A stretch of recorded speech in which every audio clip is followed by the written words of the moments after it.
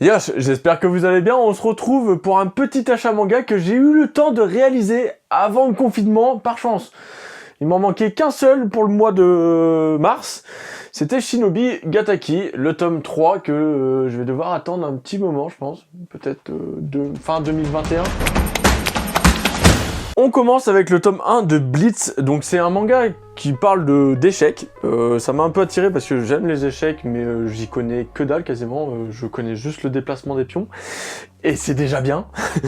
Je connais pas les stratégies, du coup j'attends de ce manga d'apprendre certaines choses au niveau des stratégies, je l'ai pas encore lu, justement le confinement va me servir à me plonger dedans, mais de ce que j'ai pu voir, à me plonger un peu dedans, niveau dessin il est sympa, simpliste mais sympa, et il a l'air d'être très bien détaillé avec le style un peu shonen hein, bien sûr. Voilà, ils arrivent à te rendre un jeu d'échecs ultra passionnant comme d'habitude. Voilà, donc Blitz, le tome 1, et en plus avec la participation de Gary Gasparov. Il faut savoir que ce mec, c'est pas n'importe qui, c'est un des meilleurs joueurs d'échecs en fait. Donc ouais, je pense qu'ils disent pas trop de la merde dans ce manga, et ça c'est cool. Donc les fans d'échecs, vous pouvez vous intéresser à un manga qui parle de votre passion. On continue avec le tome 4 de Au Grand Air, donc toujours aussi sympa, tout joyeux. C'était le manga que je vous avais présenté dans un autre achat manga, où en fait ça parle de camping. Et je vois très peu de personnes en parler, je comprends pas. Bon, en même temps, c'est que dans les librairies, on le voit très peu. Il est un peu caché, mais c'est super bien, ça permet de s'évader un petit peu. Là, on en a besoin. Voilà, pendant le confinement, c'est cool de lire un manga comme ça parce que c'est très frais, il n'y a pas de prise de tête, il n'y a pas de méchants. C'est cool. Et j'adore les dessins aussi, en plus ils sont super souples. C'est super sympa, Nobi Lobby, c'est une très bonne publication, donc hâte de voir les suivants. J'ai normalement jusqu'au 6 ou 7, je crois, 6, je crois, donc j'ai encore un peu de marge. Mais ce tome 4 était très sympa, encore des petites recettes de cuisine dedans, des petits conseils pour le camping, c'est vraiment très cool. Je continue avec le tome 1 et 2 de La Reine d'Égypte, donc ça, c'est petit big up à toi, Jean Timothée.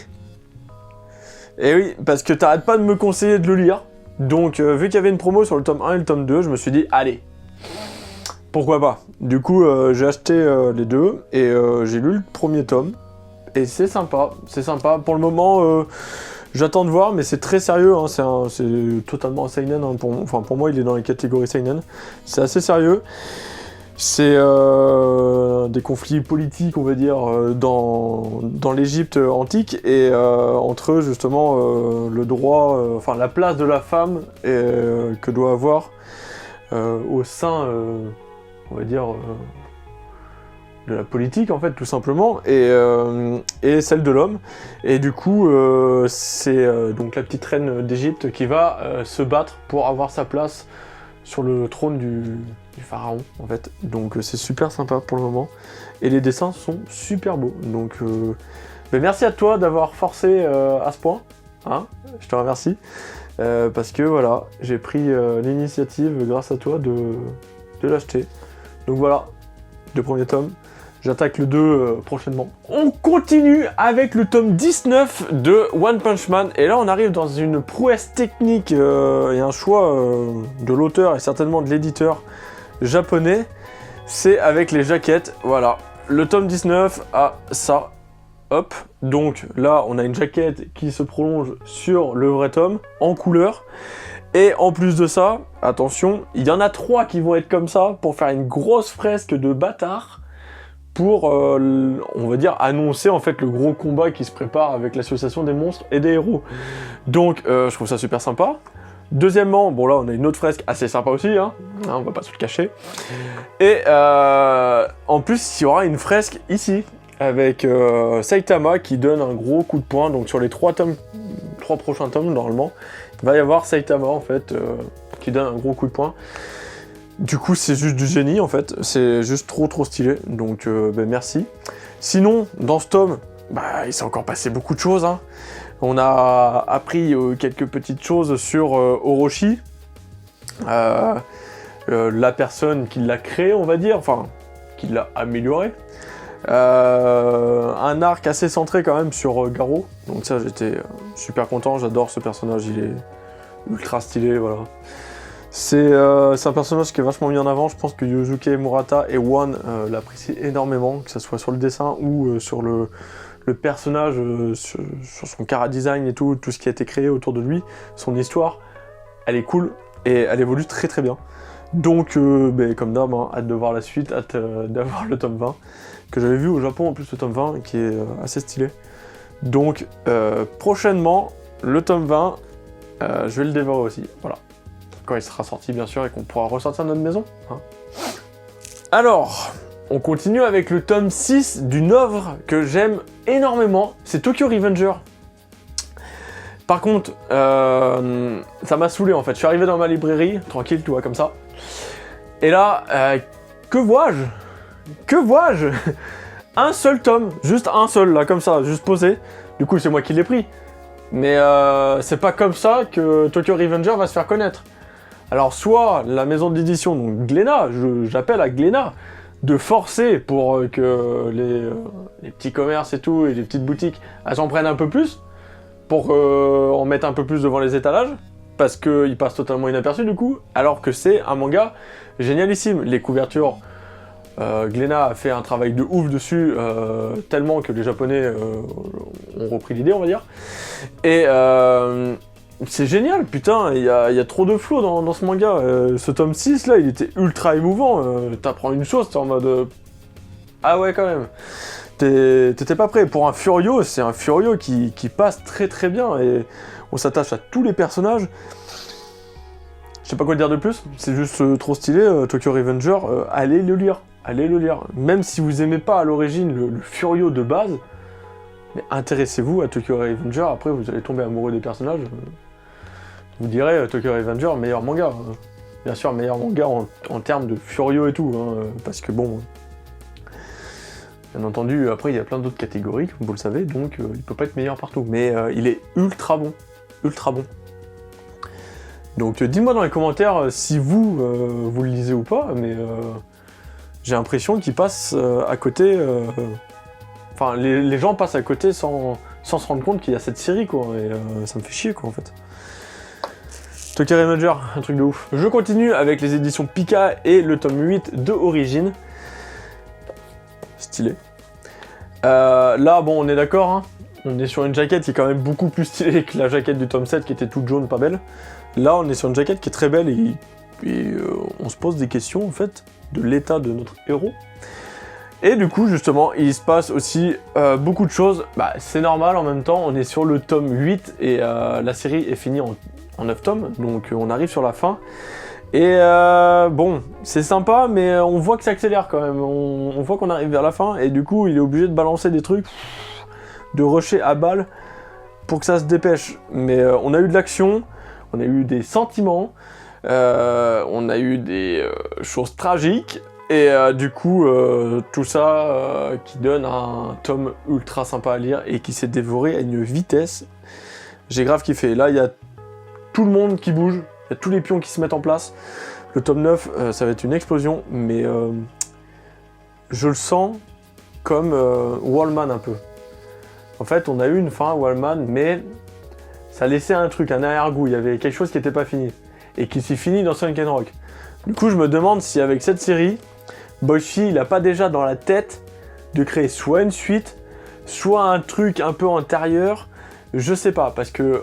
Comme je vous l'avais dit, en fait, Origine est un parallèle à HE, donc une autre série qu'il avait fait en 3 tomes sur les énergies renouvelables, et HE est un parallèle aussi à Sunken Rock, on va dire, parce que en fait, l'entreprise qu'il y a dedans, qui s'appelle AEE, elle y est aussi dans Sunken Rock, normalement. Enfin, je sais pas si c'est ça le lien, je me rappelle plus trop, hein, maintenant il faudrait que je relise Sunken Rock, mais ce qui est sûr, c'est que le journaliste qu'il y a dans HE, et aussi dans Sunken Rock, ça c'est clair et net. Et du coup, beaucoup de choses sont en lien, et ça m'étonnerait même pas que Boichi ait déjà dans sa tête de faire évoluer encore plus son univers. Donc ça serait carrément cool.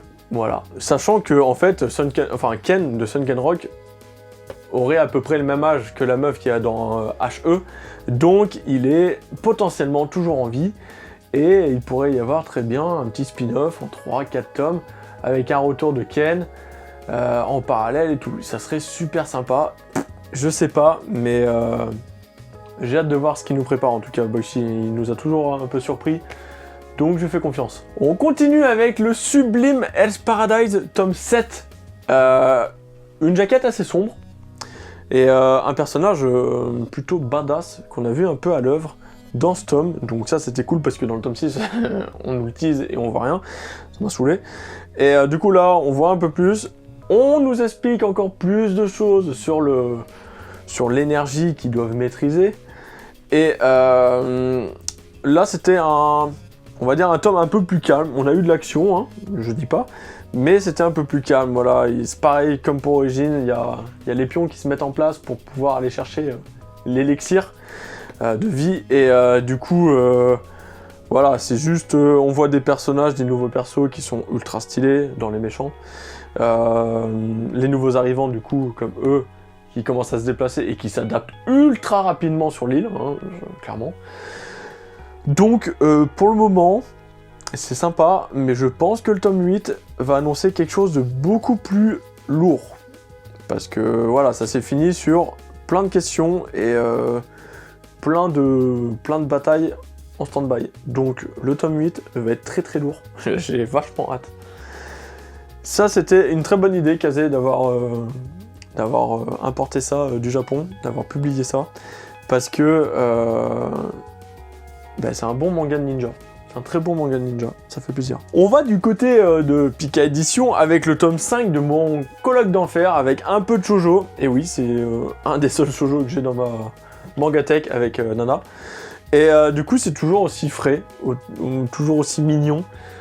J'aime bien, ça me change de tous mes autres mangas qui sont ultra sérieux ou assez violents. Donc, enfin assez violents, façon de parler, mais où on parle plus de combat et tout. Là, c'est sympa, ça fait plus tranche de vie et c'est super cool. Bon, je l'avais un peu pressenti ce qui allait arriver dans le tome 3 ou 4 là. C'est en train d'arriver, donc bon... Ça s'est vu à des kilomètres, mais voilà, ça reste dans la lignée du manga, c'est sympa, c'est pas trop lourd. Et puis comme je vous le dis, c'est ultra mignon, les dessins sont beaux en plus. Moi, c'est le vrai problème que j'ai avec les shoujo, au final, c'est pas le fait que ça soit des histoires un peu gnangnan, hein, il faut le dire, d'amour, mais c'est plus les dessins que j'aime pas, j'ai du mal avec les dessins, et là, par contre, ceux-là sont super. Donc l'auteur, c'est Keiko Iwashita, et du coup, a fait des dessins super bien, donc c'est cool, ça fait super plaisir. Donc voilà, hein, les filles, ou même les garçons, mais c'est plus normalement un public féminin qui visait sur les shoujo, ben, je vous le conseille parce qu'il est super sympa. Donc dans l'espace commentaire, c'est pareil, n'hésitez pas à me dire si vous le lisez et si vous le connaissez, pour me donner votre avis, si c'est un bon shoujo ou pas en fait, parce que pour moi c'est un bon shoujo, mais j'ai pas d'expérience en termes de shoujo, donc j'en sais foutrement rien si c'est un bon ou pas, et s'il respecte les bons codes du shoujo, ou s'il essaye de s'en écarter un peu. Donc dites-moi dans les commentaires si c'est un bon shoujo, voilà. On continue avec le tome 4 de Full Drum des éditions Pika, ça annonce bientôt la fin, et c'est ça qui me fait peur, parce qu'en fait le manga est en 5 tomes seulement, et Shield 21, pour comparer, il est en train de 37-38 tomes, un truc comme ça. Du coup, voilà, un manga de sport en 5 tomes, c'est compliqué. Alors, soit ça annonce que ils vont perdre le match, et ça termine avec un mode je deviendrai plus fort, et voilà, on n'a pas plus. Soit ils gagnent le match, et en fait, on saura jamais la suite des histoires, parce que en fait, le manga a été peut-être interrompu au Japon, j'en sais rien. C'est dommage. La note positive, c'est que dans ce tome-là, on a vu les deux héros évoluer. Il y en a un qui a évolué au niveau de la persévérance et tout, et réussir à faire ses tacles correctement, à écouter un peu plus les gens. Et l'autre, qui était un peu trop individuel, est devenu un peu plus coopératif avec son équipe, donc ce qui l'a rendu quand même beaucoup plus fort, enfin beaucoup plus utile surtout à son équipe. Donc ça véhicule un bon esprit de jeu, donc ça c'est cool. Ce qui manque un peu, comparé au Grand Air, l'autre manga donc, qui parle de camping, c'est qu'il n'y a pas assez de détails sur le rugby, je trouve. Il y en a quelques-uns à des moments, mais c'est trop léger et je trouve ça dommage. Donc bon, à voir. Sur le dernier tome, hein, comment ça va se finir, comment ça va se conclure. Mais ça aurait été cool qu'il y ait un peu plus de tomes, que ça soit un peu plus long, parce que là c'est beaucoup trop court pour se mettre dedans. En plus, on est ultra parasité par cette histoire d'amour que les héros mènent et tout. C'est ultra chiant, ça fait perdre plein de pages dans le tome 1 et dans le tome 2, je crois. On a perdu un tiers à chaque fois du manga, donc c'était lourd. Je pense que c'est ça, hein. Si au Japon, il n'a pas continué, je pense que c'est ça qui a niqué les 2 premiers tomes. Hein. Clairement, c'était chiant et inutile. Voilà, dans les Shield 21, on n'a jamais vu des trucs comme ça, non, c'est pas le temps, ok, ils sont proches les deux, ok, mais c'est bien fait quoi en fait. C'est pas un truc lourd, malaisant. Du coup, voilà, c'était un bon tome en revanche, c'était un des meilleurs, parce que voilà, on est dans un match, il y a de l'action, et c'est sympa. Mais ça va être triste que ça se termine en 5 tomes quoi. Voilà, très belle jaquette sinon, passage. Et voilà, c'était tout pour mon petit achat manga avant le confinement. J'ai eu de la chance quand même de pouvoir les acheter. Là, je suis en train de regarder mon application Manga Collect pour voir en fait ce que je vais devoir acheter quand on sortira du confinement. Les mangas, ils ont tous été décalés à l'heure actuelle. Ça va me coûter un bras. Et voilà, donc bon, attendez-vous à avoir des gros achats manga prochainement. Enfin, prochainement, quand on pourra ressortir et acheter tous les mangas d'un coup. Parce que ça va être lourd. J'ai aussi lu les 7 Deadly Sins tous d'un coup, là, les 32 tomes que j'ai. C'est génial. En plus, c'est fini, donc c'est trop cool. J'ai sorti du confinement, j'achète tout le reste et je me termine la série. Enfin, en France, on n'a pas encore les 41 tomes, mais bon, ça va arriver incessamment sous peu. Et j'attaque les monsters prochainement, voilà. Donc j'espère que ce petit achat manga vous aura plu, n'hésitez pas à venir dans les commentaires pour qu'on discute, échanger, le petit like, abonnez-vous si c'est pas déjà fait en fait, et on se retrouve bientôt sur Manga Corp pour une nouvelle vidéo. Yosh!